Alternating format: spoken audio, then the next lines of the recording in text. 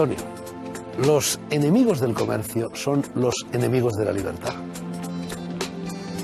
Los enemigos del comercio son los enemigos de la libertad, son los enemigos de la realidad y son los enemigos de una actitud voluntaria en la vida.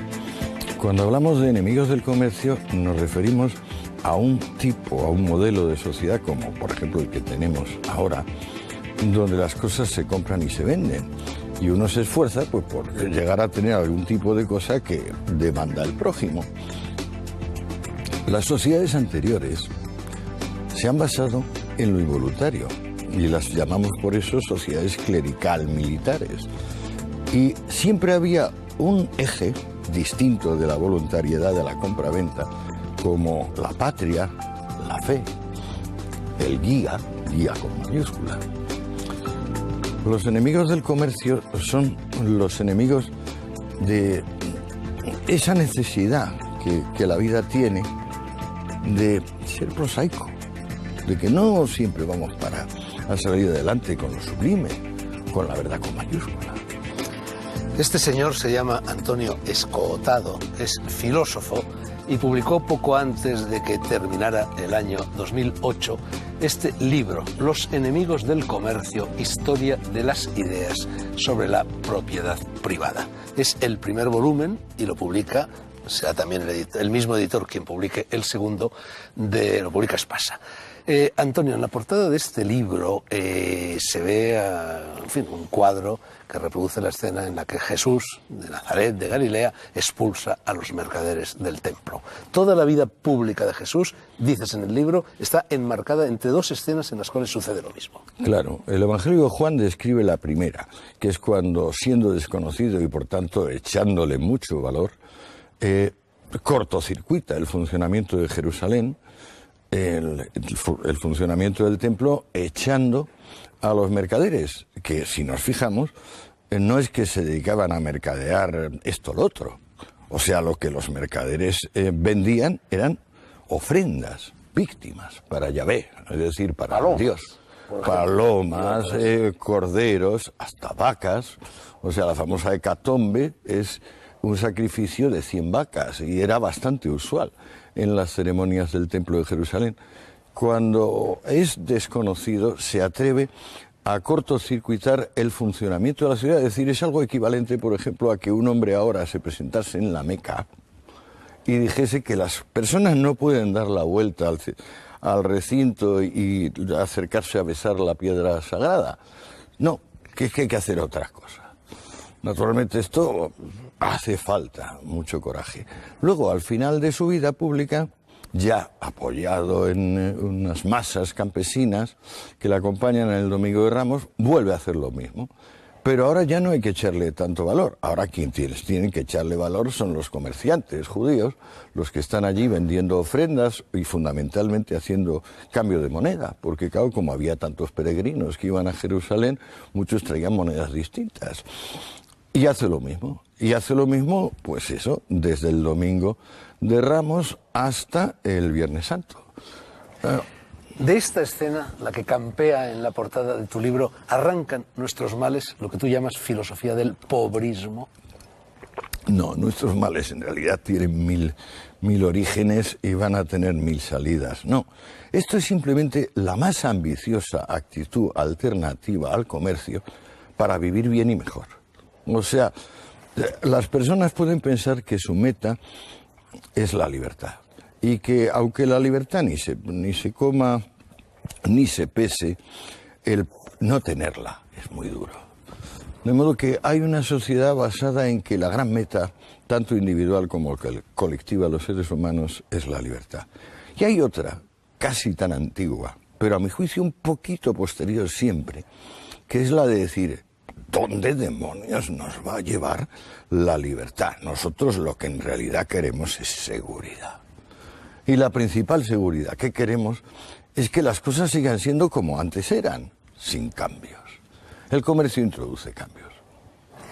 Lo que acabas de decir es más o menos lo mismo a lo que apuntaba Erich Fromm en aquel libro que se llamaba Miedo a la libertad. El miedo a la libertad anida en el corazón del hombre y desde ese punto de vista no hay salida. Una y otra vez esta hidra, cuya historia tú trazas en el libro, va a asomar la cabeza.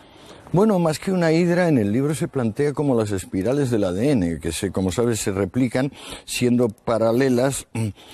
Yo en este caso lo que sugiero, debido a estos 10 años de investigación, ya de detalle, concreta, es que la reclamación de seguridad siempre viene un poquito después de un progreso de la libertad. Por ejemplo, Julio César, el gran estadista romano. Julio César fue el primero que intentó organizar la República de una manera que fuese una sociedad comercial, es decir, una sociedad de intercambio, donde había una autonomía municipal muy grande, y en tiempos de Julio César efectivamente se multiplicó, incluso apareció en la lengua latina la expresión novus homo.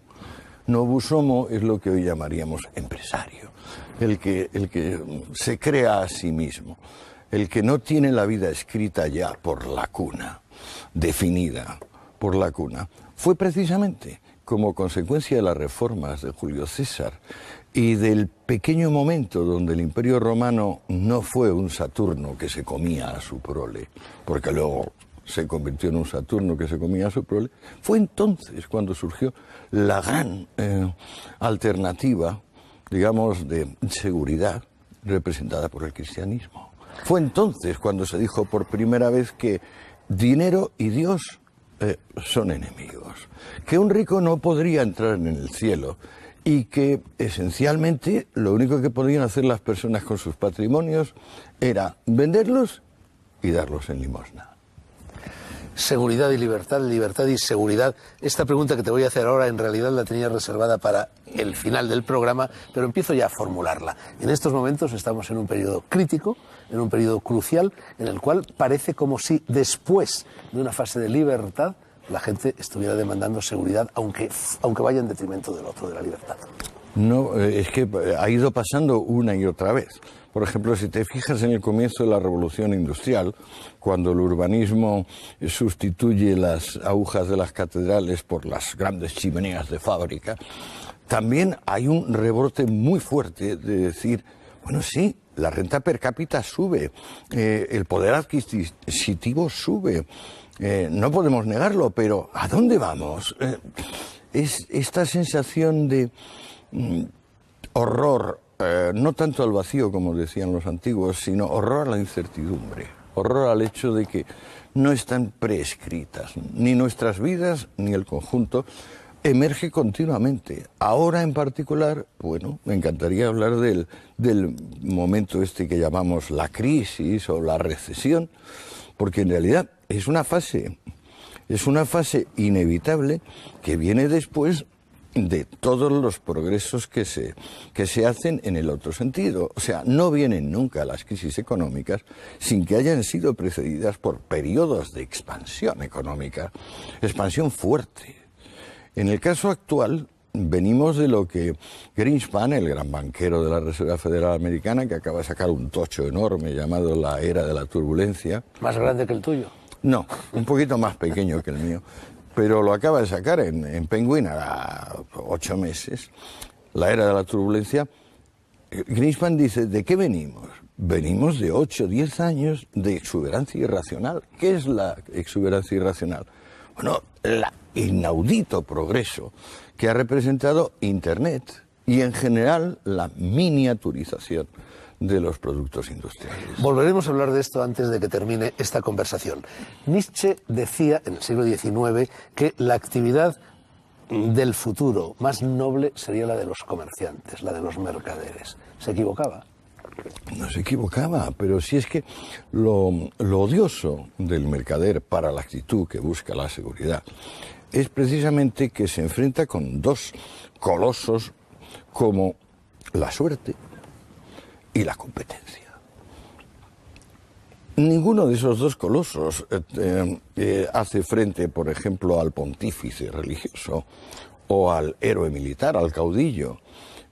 El problema del comerciante es que tiene que ser mejor que otros a la hora de conseguir una cosa prosaica que nos interesa a todos, y es o bien producir algo que no se había producido, o bien producir algo ya producido pero de una forma nueva, con otro precio o con algún tipo de valor añadido que lo hace atrayente.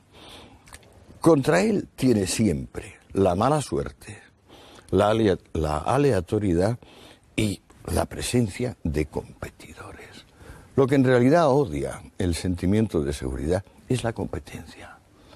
Porque hasta donde puede llegar, digamos, el clérigo y el militar y el místico, el espiritualista en general, es a una justa medieval, de esas de Ricardo Corazón de León, con grandes lanzas, o si no, a someterse al cónclave de los aspirantes a papa, al cónclave secreto, hasta que al fin ya consigue la votación. Fuera de eso, ya no hay competencia. La vida del comerciante, la vida del industrial. Yo, por ejemplo, me considero un empresario. Mi empresa es Antonio Escotado, sin S.A., igual que creo que tú eres un empresario. Tu empresa es Fernando Sánchez Dragó. Pues tenemos continuamente que hacer frente a que lo que sale de nosotros pues mantenga un nivel de aceptabilidad superior a lo que sale de otros. Y si no, no hay. La base del mundo imaginario de los enemigos del comercio es Dios proveerá. La idea que decía Jesús en los evangelios, pero fijaos que los pájaros y los lirios no se buscan el alimento ni están pensando en el mañana. Daos cuenta que si vosotros pensáis en el mañana, además de comportaros irracionalmente, blasfemáis contra la divina providencia. Antonio, un paréntesis para hablar de la génesis, del desarrollo, del crecimiento de este libro. Tarea descomunal, ¿no? 10 años volcados día a día en este primer volumen y en el segundo que ya casi está terminado. El segundo estaba terminado antes que este. Lo que pasa es que me di cuenta que no podía empezar con Carlos Marx, que la cosa venía de mucho más gorda. Entonces me metí en un nuevo cisco. Ahora, cuando ya he escrito me encuentro con que el segundo tiene que tener un salto cualitativo y ahí me estoy rompiendo la cabeza, pero me está saliendo relativamente tolerable, digamos. Esta es la obra de tu vida. Es la obra de mi vida. Más que la historia de las drogas, que también era un libro monumental, ¿no? No, en realidad mi libro, donde yo más corazón puse, y quizás otra decena de años, fueron en realidad y sustancia un tratado de metafísica, pero claro, es el libro más absolutamente extemporáneo, intempestivo y absurdo, y yo comprendo que solo se lo vayan a leer 5 o 10 profesores de esa ciencia desaparecida que llamamos metafísica o ontología fundamental, que viene a ser algo así como la alta poesía en pura prosa, y que yo creo que se acabó prácticamente, pues no sé, yo creo que con Hegel se acabó la ontología o la metafísica.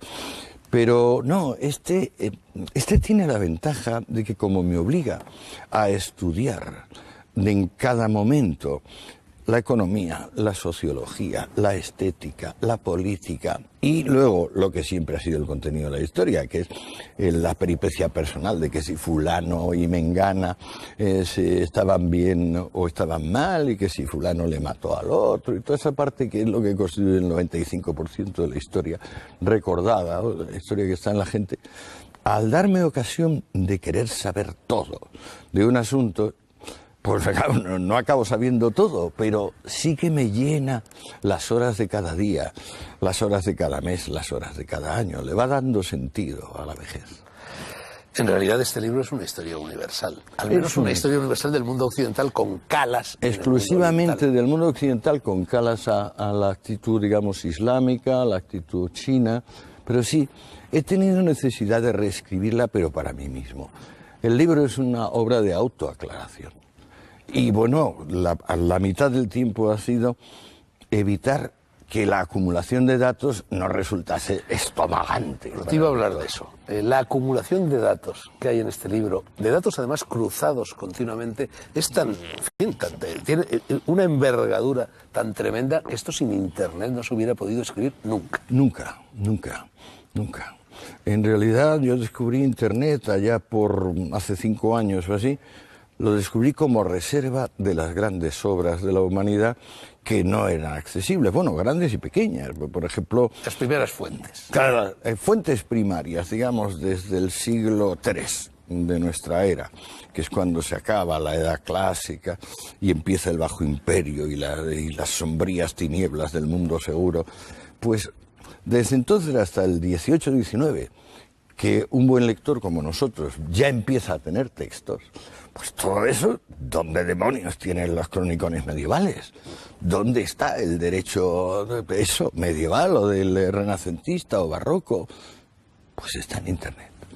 Es cuestión de buscarlo un poquito, pero igual que se habla de que los seres humanos no son suficientemente generosos y no ceden en limosna, entres en Internet y se observará que millones de personas regalan su tiempo en forma de le digitalizo esto, le digitalizo aquello, le hago un estudio de aquello, perfectamente gratuito.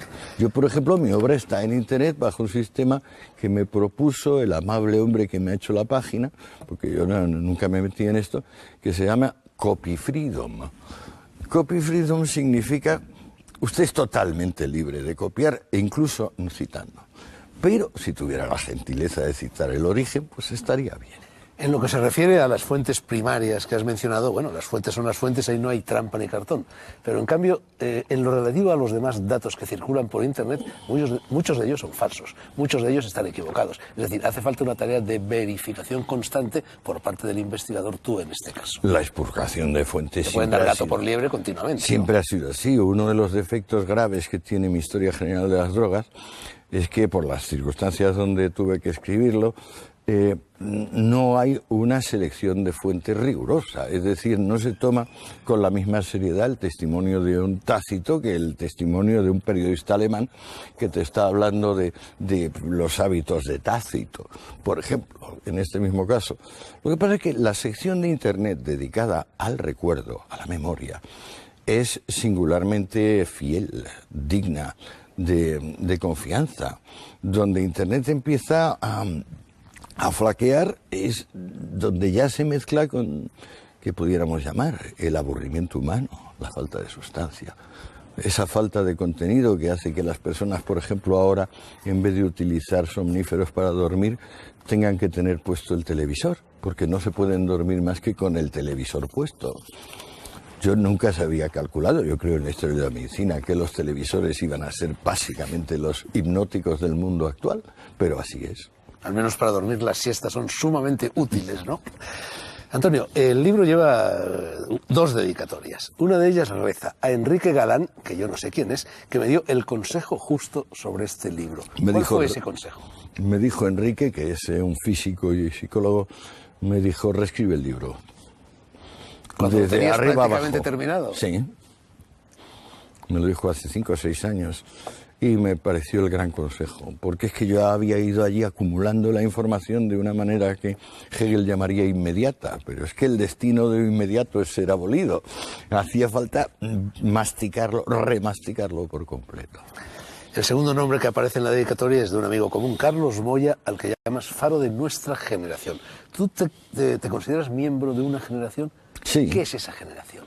Pues los años 60, tú quizás yo creo que tienes unos poquitos añitos más que yo y tú todavía creo que fuiste testigo de los asuntos del año 56, ¿me equivoco? Sí, ahí fue cuando... El 56 con Tierno Galván... No, Tierno Galván llegó después, con Dionisio Ridruejo, con Gallardón Padre, con Mújica, con Tamames. Mújica y Tamames. Sí, llegué un poquito antes, pero bueno, claro, pues somos parte de la misma generación. generación. Yo ya llegué en una época que abocaba directamente a mayo del 68 o a la elección de Woodstock, porque era revolución total en ambos sentidos. Lo que pasa es que la revolución Woodstock tenía un toque naturalista, sexo, drogas, y la revolución mayo 68 era un toque más Che Guevara, Mao Zedong, más política. O sea, en el 68 se estaba intentando de alguna manera revivir las pasiones de los tribunos de la Revolución Francesa. O sea, quien estaba vigente era Robespierre, o Marat, o Saint-Just. Y en aquel momento concreto, los finales de los años 60, Pues yo creo que Carlos Moya, que es un hombre de tu edad y con unos poquitos añitos más que yo, fue faro para mi generación porque era el hombre que más se dedicaba a estudiar sin pensar en si eso iba a cristalizar en una u otra obra reconocida. Y lo sigo pensando. Cuando una persona acumula y acumula información por pasión de conocimiento, es el faro de todos los que le rodean.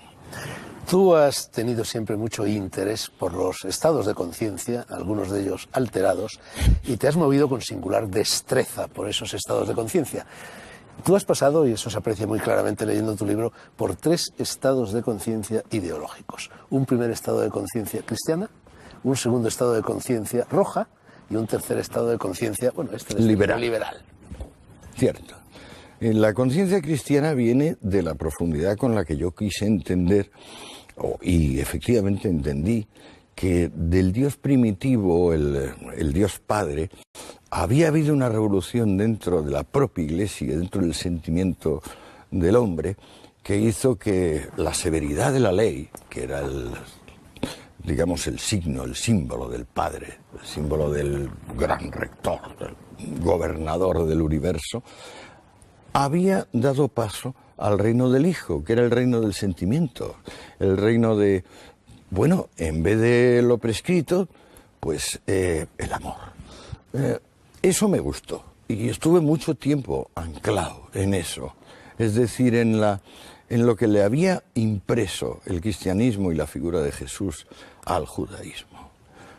Pero luego aquella España, acuérdate de lo que fue aquella España nacional católica, con los grises, que eran los únicos gordos de un país donde toda la gente que no fuera alta burguesía era esmirriada, delgada y con aspecto de salir de las urdes.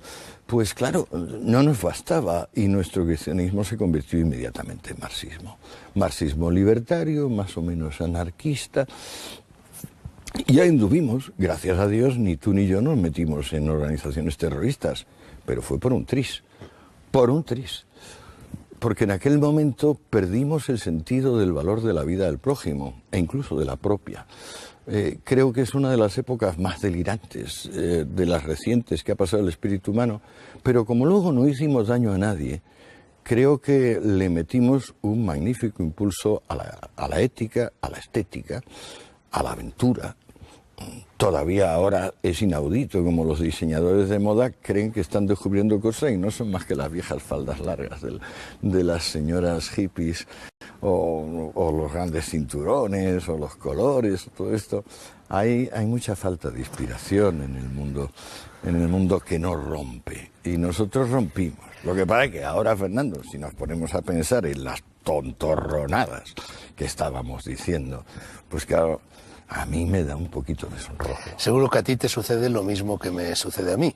Muchas personas, los que siguen teniendo una conciencia roja en estos momentos, los mejores no entienden que muchos de los de entonces hayamos pasado de esa conciencia roja a una conciencia liberal, y los peores no solo no lo entienden, sino que nos critican ásperamente por ello.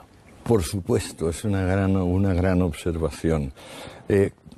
¿Cuántos nos hemos dado cuenta de que lo decepcionante del proyecto comunista era básicamente que no era un proyecto de libertad, que era un proyecto de seguridad? ¿Cuántos todavía siguen pensando Dios proveerá?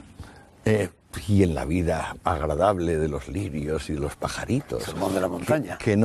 El sermón de la montaña, que básicamente dice, bendito sea el pobre de espíritu. ¿Qué quiere decir pobre de espíritu? Pues bueno, ahí espíritu traduce el griego neuma, alma, o sea, es una formulación inequívoca. Quiere decir algo así como que nadie me quite mi rencor. Tengo derecho infinito a mi resentimiento y además tengo derecho a proyectarlo sobre los demás. Y entonces no solo a sentir resentimiento propio, sino a adherirme a un credo victimista. O sea, en general los demás pues son unas pobres víctimas de... Y entonces ya se busca en la naturaleza aquellos pocos animales que en vez de ser imprevisores, como los lirios y los pájaros, se han tomado el trabajo, yo qué sé, de convertir el coche, que era un artículo de lujo que solo tenían unos millonarios, a ser un artículo democrático, como hizo Henry Ford. Se tomaron el trabajo de convertir los ordenadores que estaban en las salas del Pentágono y que tomaban pues el tamaño de este estudio en una pequeña pieza que podría usar cualquiera. Y entonces, claro, sacaron adelante imperios que prácticamente fueron monopolios en sus comienzos, porque monopolio consiguió Ford, monopolio ha conseguido Gates, monopolio real tiene ahora, por ejemplo, Google. No se quiere entender en la profundidad del entramado histórico, el hecho de que no somos alfombras vulgares, somos alfombras persas, de triple nudo y además hechas de seda. Y el que no se quiere dar cuenta, pues no pasa nada, todos nos vamos a morir. Y las culturas también se morirán. Pero entre tanto tenemos este momento de increíble prosperidad y también de increíble vulgaridad, donde estamos viviendo. El rojo sigue pensando que es que, bueno, si le quitamos al rico lo suyo y lo repartimos entre los pobres, entonces podemos vivir todos prósperamente. Eso es una insensatez a la cual pues, dedicaré un millar de páginas para desmontarla en detalle.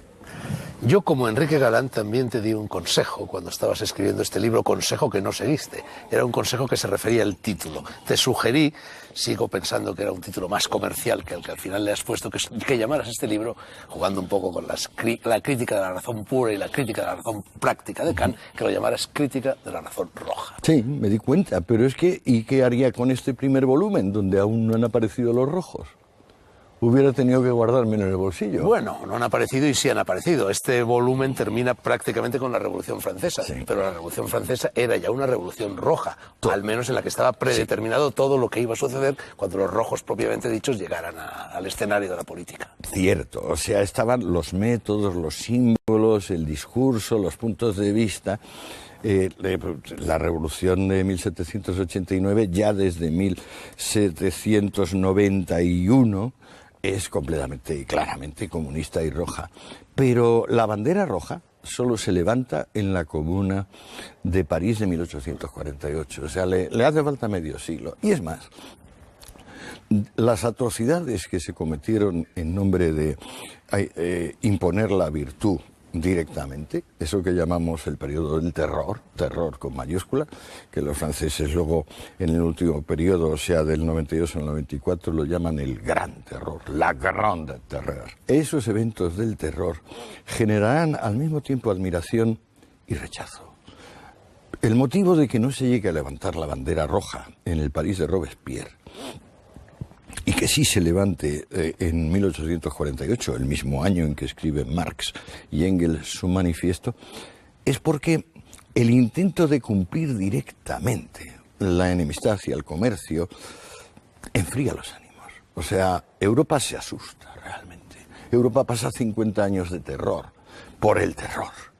Y eso es lo que hace que una revolución que estaba tan directamente imbricada en el cambio industrial y en la necesidad de aceptar lo que estaba pasando, que es que transitábamos de un mundo sencillo económicamente a un mundo tremendamente productivo y competitivo, como el que se crea, digamos, a partir de Adam Smith, pues ver eso y ver que se intenta solucionar, pero que solo se puede solucionar con la guillotina, o con 20 o 40.000 personas guillotinadas en una plaza que es curioso que ahora la llaman Plaza de la Concordia, entonces se llamaba Plaza de la Revolución, y van docenas de miles de personas a ver esas masivas ejecuciones diarias.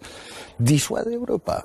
Y Europa, hasta mediados del siglo XIX, no se vuelve a atrever a hacer un proyecto así. ¿Por qué? Porque en realidad lo había cumplido. Es decir, Robespierre había ido hasta donde podía ir. Le dijo al ciudadano, si es necesario que la virtud se imponga por el pánico, la impondremos por el pánico. Pero es que luego es precisamente lo que ha ido sucediendo con todas las demás dictaduras de esta índole. Por ejemplo, uno de los detalles más curiosos que tenemos es que hacia 1940, 2/3 de la humanidad son ciudadanos comunistas. bueno, no, 1950, 2/3 de la humanidad, o 60, son ciudadanos comunistas. 2/3. Hay 22 o 26 países comunistas. En alguno de ellos llegó el régimen comunista por vías democráticas. En ninguno. Todos fueron golpes de Estado. De modo que la voluntad de la inmensa mayoría, como decía Marx, siempre tuvo que encauzarse por la voluntad de la pequeña minoría del grupo golpista. Curioso. Bueno, esa es la diferencia, y tú lo marcas muy bien en tu libro, que en la Revolución Francesa se plantea entre la voluntad general y la voluntad de todos. Claro, porque es que Rousseau habla de una voluntad mística que necesariamente tiene que ser encarnada por un Lenin, un Hitler, un Mussolini, un Stalin. Eso es la volonté general, que es infalible. Y luego la voluntad de tous, la voluntad de todos, es una mera cosa numérica, es un recuento. Por ejemplo, en cualquier país, se nos salimos completamente del tema, pero propongo el siguiente inciso.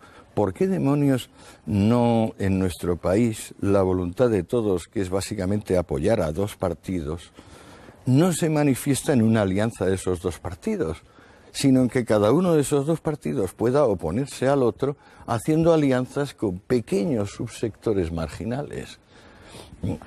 Bueno, eso sería un argumento indirecto a favor de Robespierre, de Rousseau o de Lenin, ¿eh? Yo hace cosa de 3 años leí un libro autobiográfico de Dos Pasos, Años Difíciles, creo que se llamaba, y me topé en él con una frase, con algo evidente, pero algo sobre lo cual yo nunca había reflexionado. De repente dice Dos Pasos en ese libro: la única garantía de la libertad es la propiedad privada.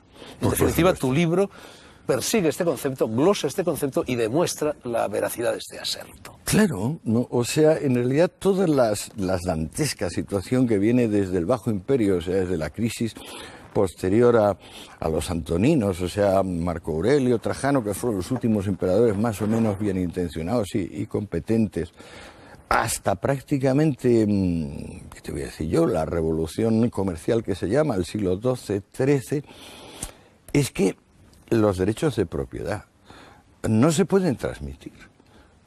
Pura y simplemente no se pueden transmitir. Yo no lo sabía. Cuando me puse a escribir este libro, no sabía que el derecho medieval prácticamente no protegía la propiedad privada, que había disuelto los límites de la propiedad privada.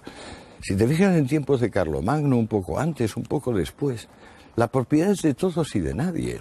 O sea, tal feudo pertenece primero al rey, luego al obispo de turno, luego al noble local, luego al pueblo, luego a tal familia. El derecho medieval está caracterizado por pleitos donde alguien intenta vender algo, incluso un bien mueble, digamos un caballo, una armadura, y viene la familia y anula esa venta, diciendo que se ha atrevido a considerar suyo lo que es de todos.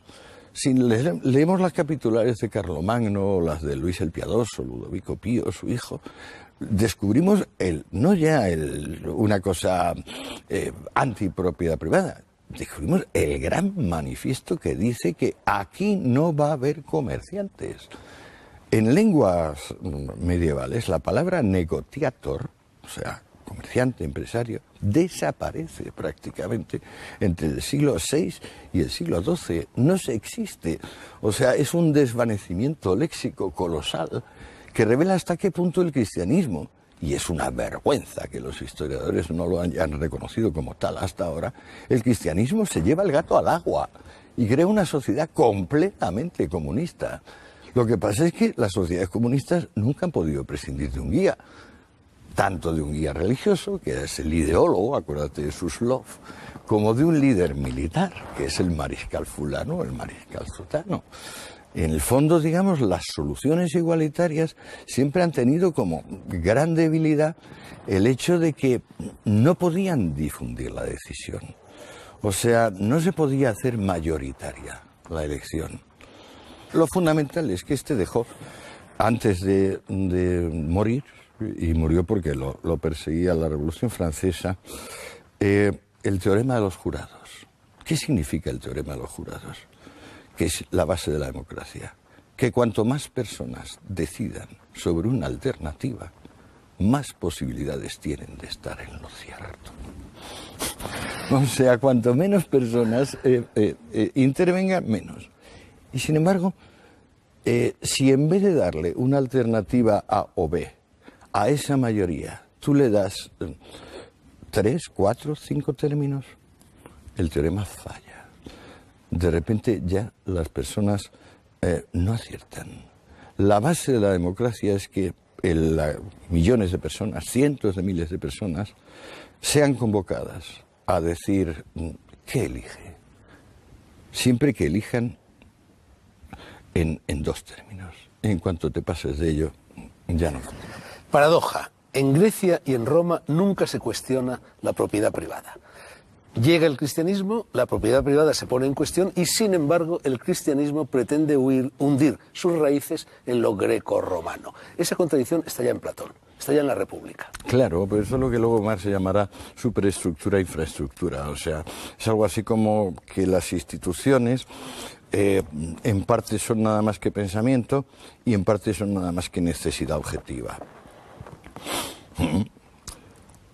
Lo que no se toma suficientemente en consideración es que hay una dialéctica, un movimiento interno dentro de la Iglesia que haciendo que surja como un movimiento de los pobres, es decir, como el gran triunfo del pobre de espíritu y también del perseguido, del humilde y del ofendido, va a hacer que se convierta en iglesia propietaria.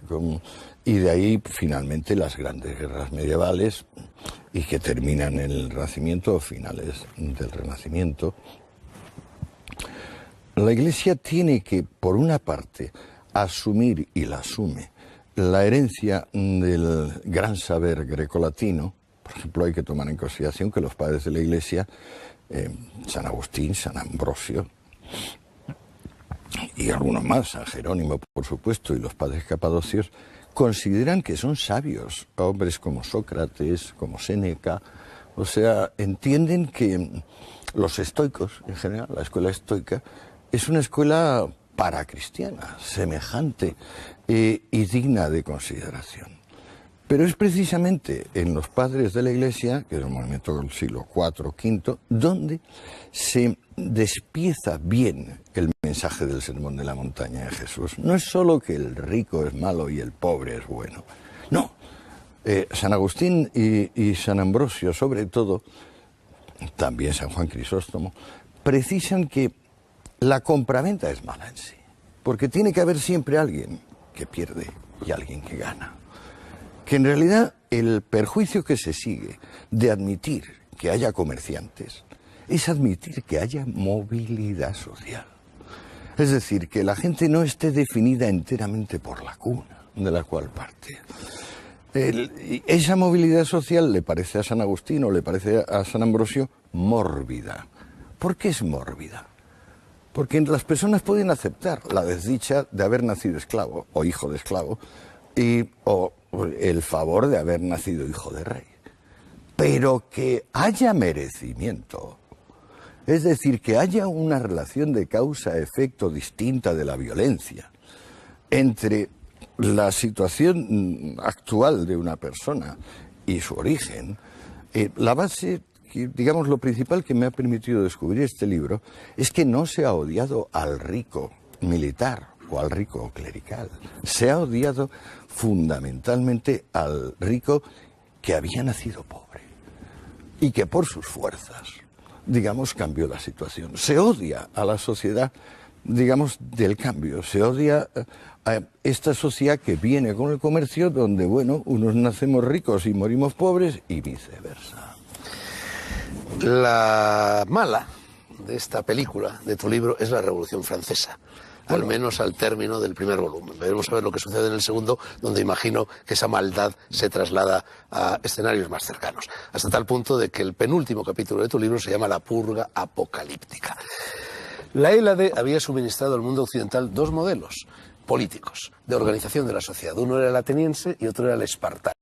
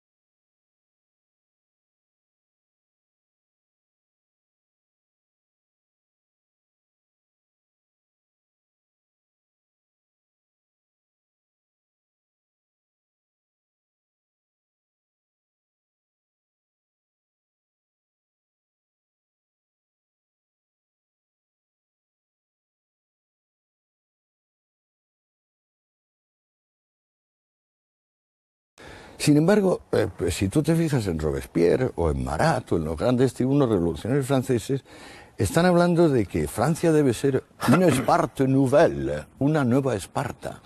Debe ser repartida como la habían repartido los espartanos, debe ser convertida en cuartel y en templo de adoración nacional. Otra de las cosas que tiene de conexión inevitable el comercio consigo mismo es ser cosmopolita. Esto que llamamos ahora la globalización, por ejemplo, no es más que un subfenómeno del desarrollo del comercio. Con el comercio ha venido la más grande revolución que el ser humano ha conocido, a mi juicio, que es que las personas se hagan profesionales. Hasta entonces las personas no eran profesionales. Unos habían nacido campesinos y los otros, bueno, el único cauce de movilidad social era la iglesia y el ejército. Pero no había alguien que centrase su vida en yo soy un experto en hacer esto. Y no solo soy un experto en hacer esto, es que esto me da una alegría y me permite hacer frente a la muerte sin temblor. Antonio, en tu libro está muy claramente descrita algo que yo llamaría la confusión tipográfica de la Revolución Francesa. La Revolución Francesa se lleva a cabo en nombre de la libertad, con minúscula, y poquísimo tiempo después de que estalle, esa libertad con minúscula pasa a ser libertad con mayúscula, se deifica. Lo mismo sucede con la razón, se hace también en nombre de la razón con minúscula, la razón ilustrada, prácticamente al día siguiente de la toma de la Bastilla, la razón se escribe con R mayúscula y pasa a ser una diosa. Es decir, en nombre de la secularización se produce todo lo contrario, una confesionalidad de la revolución. Muy bien, Fernando, se ve que lo has leído muy bien. Es que el mundo precomercial es básicamente patético-enfático. El mundo comercial es prosaico. Prosaico en el sentido en que es prosaica la ciencia. O sea, que es que en realidad no puedes decir que una ecuación sin despejarla y ver que normalmente tiene muchos decimales. Esta actitud de observación concreta y de, digamos, de trial and error, de ensayo y error, pues esto es lo que caracteriza, por ejemplo, yo qué sé, yo escribo este libro y a lo mejor no lo va a leer nadie. Tú llevas este programa y a lo mejor desciendes o subes en audiencia. Desde la perspectiva comercial, desde lo que se llama sociedad comercial, que es la sociedad liberal, o la sociedad basada en que el valor supremo es la autonomía, aunque esto implique indeterminación, comparada con la otra, que es la sociedad de la seguridad. Entonces ya no se puede hablar de la libertad con minúscula en el sentido de iniciativa práctica, de que tú puedes seguir con este programa o yo puedo seguir escribiendo, pero si no quisiéramos, no querríamos. No. Todo se convierte en absolutamente importante. Hay un tono, digamos, de relieve, que por eso he llamado antes patético-enfático, pero que se puede emplear en otros sentidos, que es misional, por ejemplo. No sirve para ello. Dogmático, no sirve para ello. Cuando vemos que la vida está tan llena de, no ya de cambios, sino de cambiar de idea. Y si no cambias de idea, entonces pues simplemente te conviertes en una estatua de sal, como la mujer de Lot. Siempre hay esta reserva de decir, no, es que ahora, antes había una libertad mera, simple libertad. Ahora hemos deificado a la libertad, como Weber hace.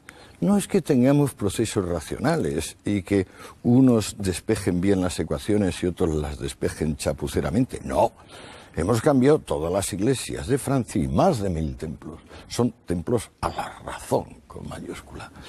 Esto es consustancial, porque si tú te fijas luego en el proceso que se puede dar en la China de Mao o el que se da en la Rusia de Lenin, siempre implica el mismo movimiento patético, enfático, dogmático, adjetival.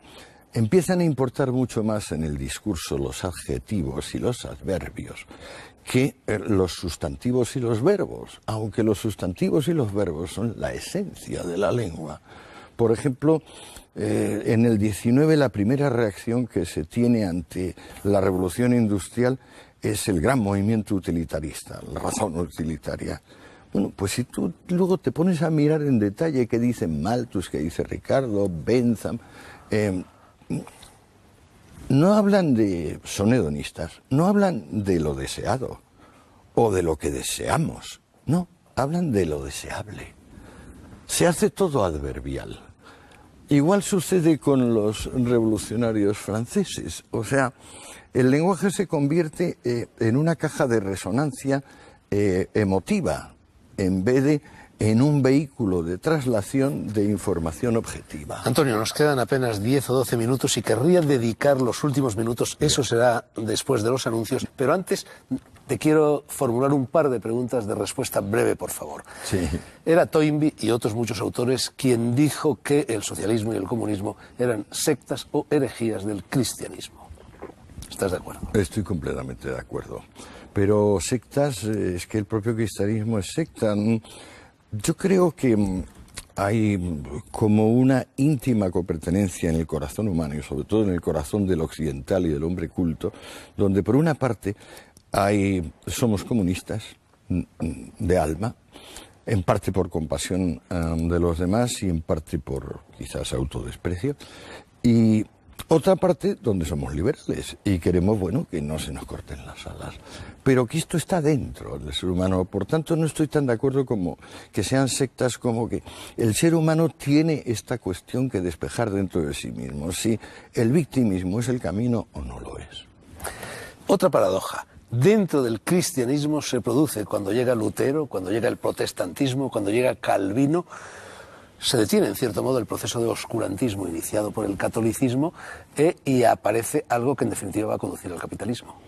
Lo bueno es que ya lo ha conducido. Yo lo trato con más de cerca este asunto. El capitalismo ha llegado ya con la letra de cambio, que posiblemente es el gran invento de los judíos para defenderse de las terribles persecuciones medievales. Y esto estamos hablando del siglo XII.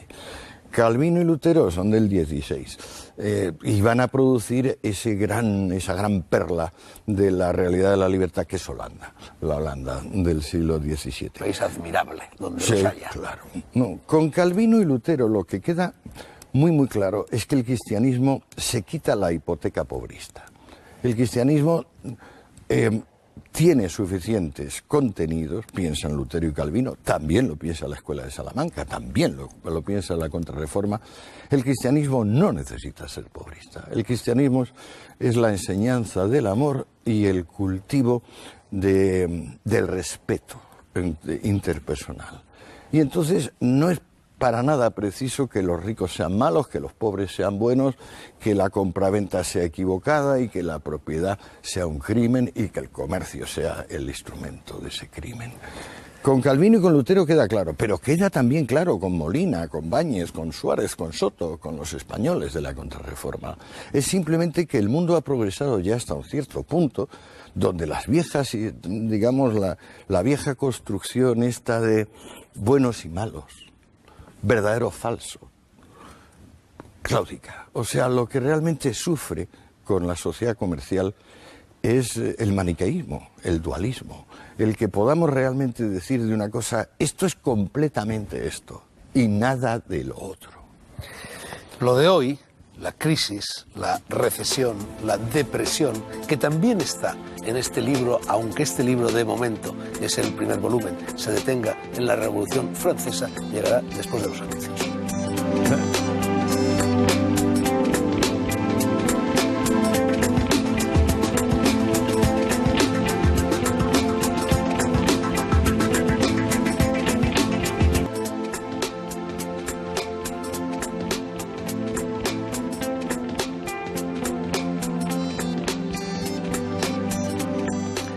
Seguimos 10 o 12 minutos todavía en las noches blancas hablando con el filósofo Antonio Escootado de su último libro, Los enemigos del comercio, publicado por Espasa.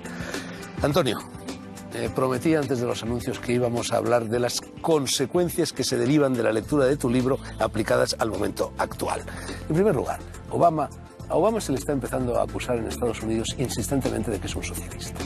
Los republicanos lo acusan de eso. ¿Lo es?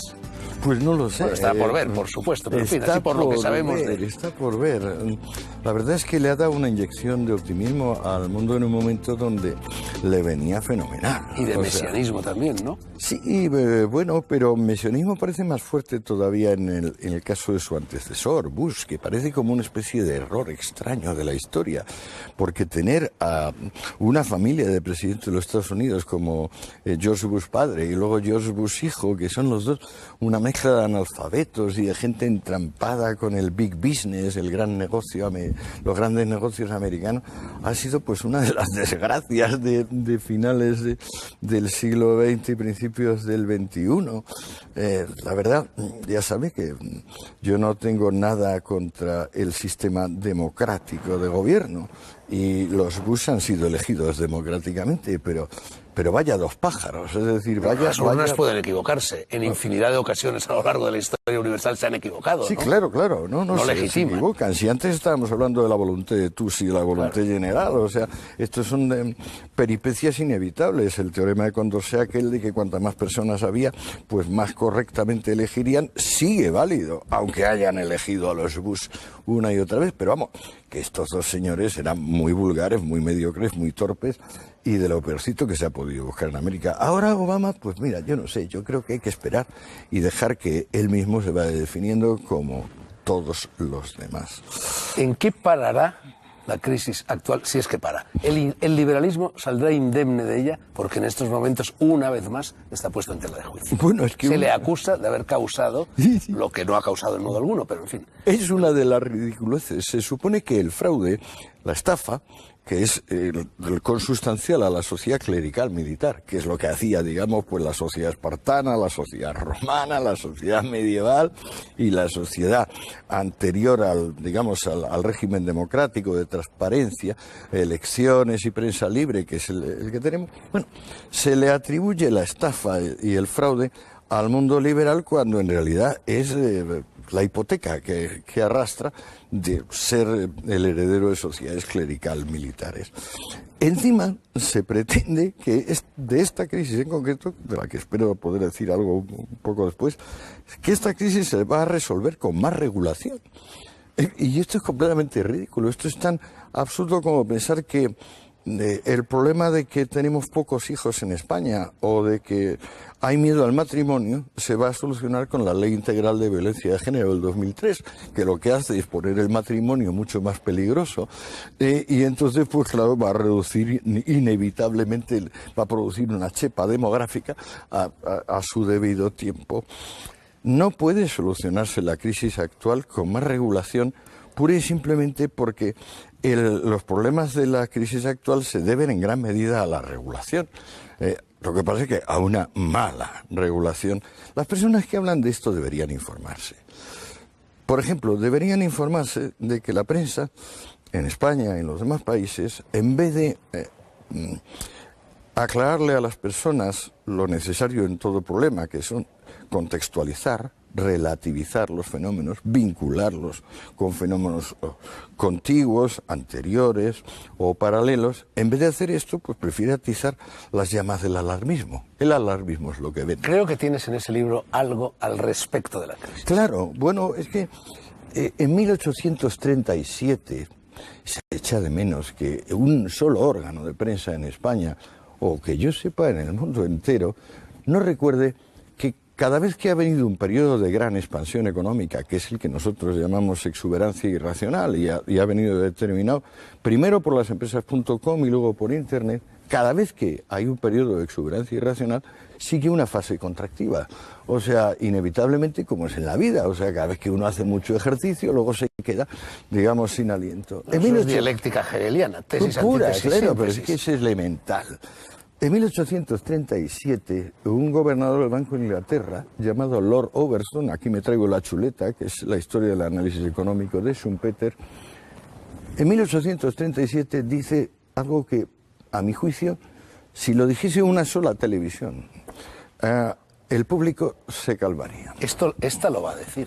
Ahora, que esta televisión lo va a decir. Esta lo va a decir, sí.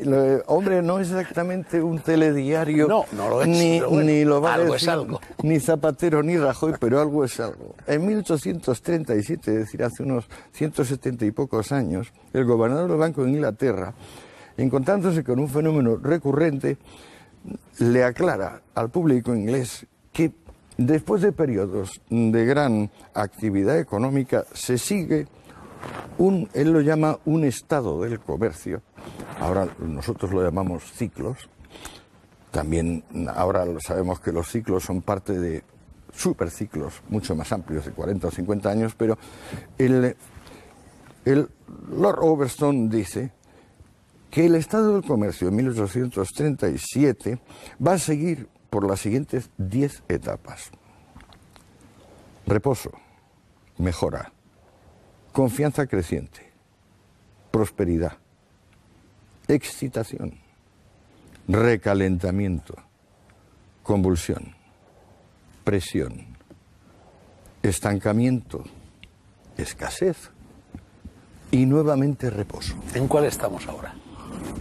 Yo creo que ahora estamos prácticamente en la fase de... Me parece que estamos al principio, excitación. Yo diría que estamos al principio.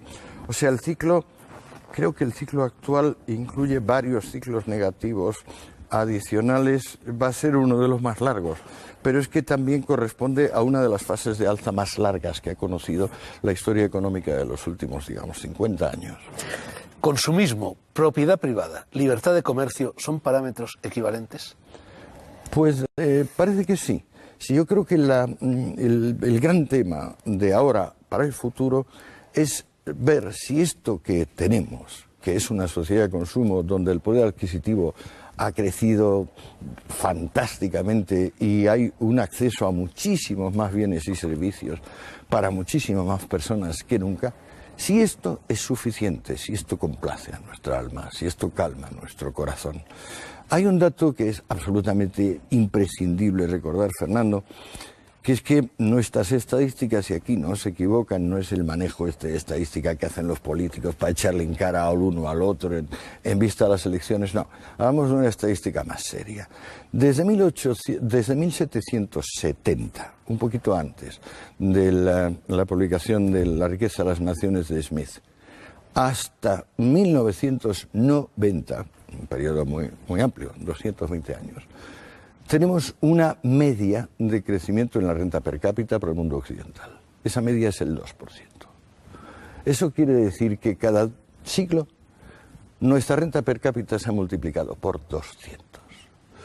Es inaudito que, sin embargo, durante el primer siglo, donde sucedió esto, donde iba creciendo todos los años a una media del 2, que eso implica que unos años al 3 o al 4 y otros años al 1, que precisamente en el primer siglo, o sea, de 1700, vamos a decir de 1800 a 1900, lo que se fuese, en vez de sintiendo ese crecimiento del nivel de vida, esa afluencia de bienes y servicios, lo que se sintiera es cada vez más la lucha de clases, la guerra entre pobres y ricos, y que desembocase en las grandes revoluciones comunistas de principios del siglo XX, que duraron prácticamente hasta mayo del 78.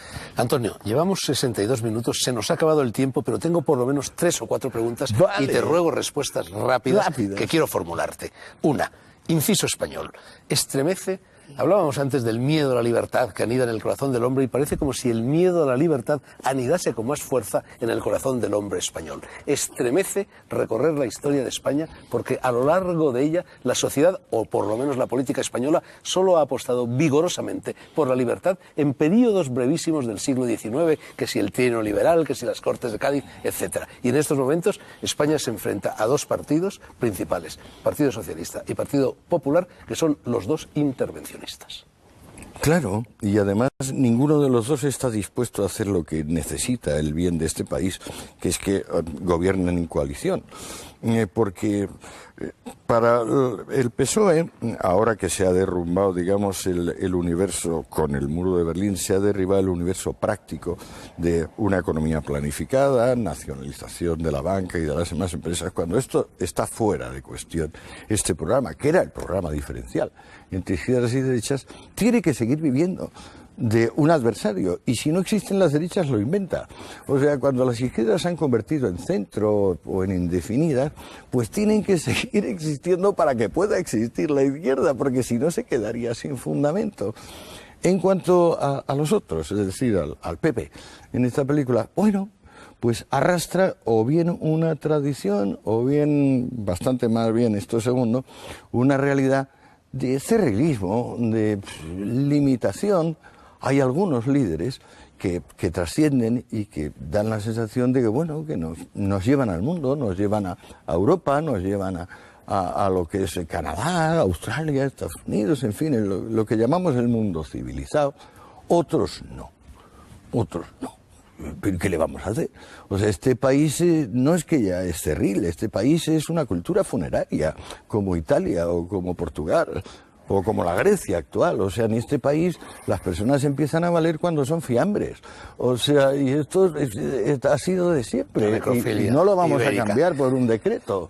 Lo privado funciona mejor que lo público, lo privado es más barato que lo público. Estas son evidencias que cualquier persona racional, a mi juicio, constata a todas horas en la realidad. Y sin embargo, muchísimos españoles, más de la mitad de los españoles, creen todavía que lo público es mejor que lo privado. Claro, pero y la crisis actual se solucionaría con unos golpes de agua bendita, de regulación. Pero dice, ¿pero qué regulación? Usted sabe de lo que está hablando.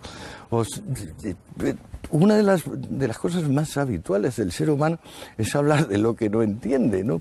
Pues en este caso, con lo que es la magnitud de esta fase recesiva del comercio, porque ¿qué es lo que realmente es la crisis? No es que no haya dinero, lo que hay es desinversión. La gente que tiene dinero se lo guarda en el bolsillo porque no lo ve claro. O sea, porque se despilfarra el dinero de forma ridícula. Por ejemplo, como lo despilfarran los partidos políticos cuando llegan al poder, cada cual en su esfera. Pero simplemente porque hay tanta vulgaridad como la que puede haber al enchufar un televisor y quedarte viendo un programa del corazón. ¿Democracia significa forzosamente prosperidad económica? Te lo pregunto y me voy ahora a Oriente, porque yo creo que en Oriente está asomando un nuevo y sorprendente modelo, que es el chino, que se están comiendo el mundo, como sabes, y en China se produce una curiosa mezcla entre autoritarismo político y liberalismo económico. ¿Esa fórmula tiene futuro? Yo creo que no. O sea, ojalá. Ojalá para el mundo, porque la verdad es que China está tirando como una locomotora del mundo, como tiró Alemania en los años 60-70. Ojalá. Pero me parece que es un poco tigre de papel, como decía Mao de sus contrincantes capitalistas. Hay que hacer ahí un cambio en profundidad. Y este movimiento enorme migratorio que tiene China del campo hacia unas pocas ciudades, o sea, ojalá se mantenga y se pueda consolidar. Y las Olimpiadas lo han puesto un poco de relieve y tal. A mí me parece que es imposible sacar adelante una economía que no se base en las diferencias estas de salario tan brutales que tienen los chinos, como tienen hasta ahora. Que los chinos, en cuanto sus salarios suban un poco, ya no tienen margen comercial para producir y para exportar. O sea, todo el progreso de China está basado en el subdesarrollo de China.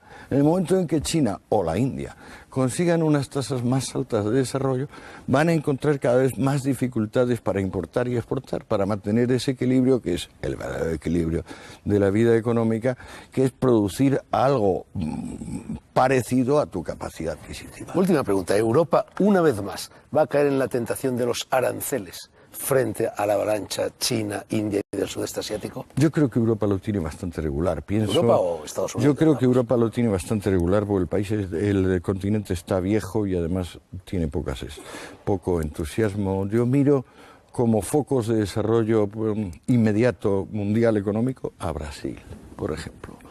me parece una posibilidad de que herede la postura de locomotora china. Pues, por ejemplo, los indios, el problema de la India actual es que tiene tal cantidad de regulación, o sea, es tan dependiente de la India de Nehru y de la legislación socialista. Todavía hay un par de estados de la Federación India que son comunistas, pero tiene tal burocratización centralista, planificadora, la India, que es que aunque tenga ese pequeño sector que le va muy bien de la informática, es abrumador el peso del otro.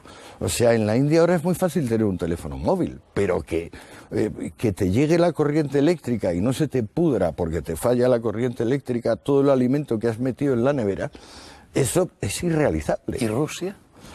Rusia tiene una posibilidad buena, a mi juicio, con sus reservas energéticas y además tiene que... Ahora ha cerrado el grifo del gas y Europa literalmente se ha puesto a temblar. Muy bien. No, a mí la verdad es que ese pueblo con lo que ha sufrido y viene sufriendo desde Iván el Terrible de antes, pues no le puedo desear más que bien, y creo que no puede ir más que a mejor, porque todo lo que ha padecido desde Iván el Terrible es un espanto. Pero Rusia puede convertir una sociedad feudal de bandidos, de grandes bandidos, como los jerarcas ahora que se han quedado con el suministro energético, lo puede convertir en una solución original, como la que más o menos se produjo en los Estados Unidos de Norteamérica a partir de Andrew Jackson. O sea, cuando se acabó la primera generación de grandes liberales y de estadistas y el país empezó a sacar adelante las castañas del fuego, pues eso con lo que podemos llamar capitalismo salvaje, entre comillas, salvaje. Antonio Escootado, Los enemigos del comercio, historia de las ideas sobre la propiedad privada. Primer volumen. Espasa. Palabras mayores, nunca mejor dicho. Más grandes no las hay. Antonio, salud, dicho sea en un contexto diferente a cómo se utilizaba esa palabra en la Revolución Francesa. Es cierto, gracias Fernando, muchas gracias. Hemos terminado.